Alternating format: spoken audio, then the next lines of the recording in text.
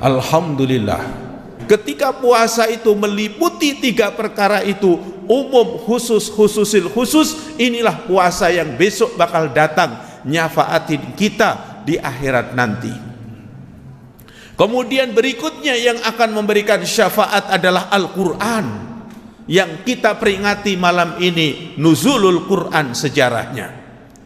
Al-Quran ini hadirin, orang menggali ilmu Al-Quran dari tahapan pertama dari ilmu qiraah, nanti yang kedua ilmu tafsir, kemudian yang ketiga adalah mengamalkan ilmu Al-Quran. Hal itu diungkapkan oleh Rasulullah sallallahu alaihi wasallam, khairukum man ta'allamal Qur'an wa 'allamahu. Sebaik-baiknya kalian ini adalah orang yang belajar Al-Qur'an, setelah itu mengajarkan kepada orang lain. Seandainya hadirin wal hadirat, kita dulu merupakan guru yang pertama bagi anak-anak kita. Anak kita bisa baca Quran, sababiah kita gurunya sebagai orang tua. Maka nantinya ketika kita ini wafat, kemudian anak kita itu bisa baca Quran sebabnya kita, maka setiap anak kita ini qiraatul Quran wa ajruhu yajri ilaihi, maka pahalanya akan sampai kepada kita tanpa diniatkan untuk doa. Kalau itu ilmu, datangnya adalah pertama dari kita. Anak kita sholat, setiap sholat membaca suratul Fatihah ataupun surah-surah yang lain, itu yang mengajarkan kita. Maka setiap anak kita membacakan suratul Fatihah dan surat lain itu, maka dia akan mendapatkan pahala dan pahalanya mengalir untuk kita. Maka kita harus menjadi ahlul Quran. Bahkan Rasulullah menyatakan afdalul ibadati ala ummati ba'dal faridah tilawatil Quran. Ibadah terbaik untuk kita sebagai umat Nabi Muhammad setelah menjalankan yang wajib, yang terbaik adalah membaca Al-Quranul Karim. Kita harus menjadi ahlul Quran. Bahkan banyak kisah saya baca di dalam kitab Syarhul Ummah Muhammadiyah, kemuliaan umat Nabi Muhammad. Ada salah satu kisah seorang sahabat, pada saat dia mau berkebun, ternyata dia datangnya kemalaman, kemudian akhirnya dia menunda, kemudian nginep dulu satu malam, baru besok pagi harinya mau masuk ke dalam perkebunannya. Di saat itu dia membawa haimah, membawa tenda. Kemudian pada saat dia membawa tenda, nginap di tempat itu, di situ ada satu batu yang agak besar. Kemudian dia bersandarlah di batu itu di saat istirahat di malam itu.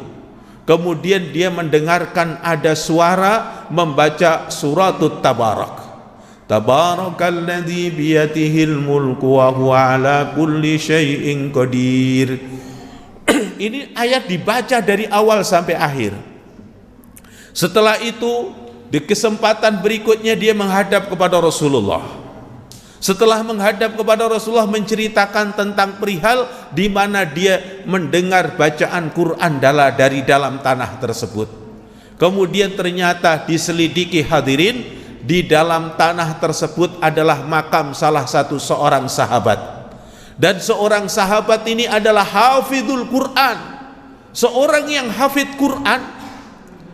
Ternyata Rasulullah menyatakan bahwa orang-orang yang diistimewakan oleh Allah, seorang hafidhul Quran, ketika dia sudah wafat, hakikatnya mereka tetap dalam kehidupan, di mana ada kehidupan di alam arwah, ada kehidupan di alam kandungan, ada kehidupan di dalam dunia, ada kehidupan di alam barzah. Maka yang kau dengarkan di malam itu adalah salah satu seorang ahlul Quran di alam kuburnya, dia masih terus membaca Al-Quranul Karim. Ini Al-Quran bakal nolongin kita. Ini Al-Quran bakal nyafaatin kita. Bahkan kalau bapak ibu mempunyai seorang anak, kemudian anak dipondokin, anak diajarkan Al-Quran sampai menjadi hafidhul Quran, maka kedua orang tuanya besok akan diberikan mahkota dari surganya Allah subhanahu wa ta'ala. Ini kemuliaan Al-Quranul Karim. Maka dalam penguasaan Al-Quran atau menjadi ahlul Quran, maka ada 3 ilmu yang harus kita pelajari. Yang pertama adalah mempelajari Al-Quran dari sisi qiraah yang baik. Karena Al-Quran diturunkan dengan tajwidnya, dengan naghamnya, dengan lughatul arabiyahnya.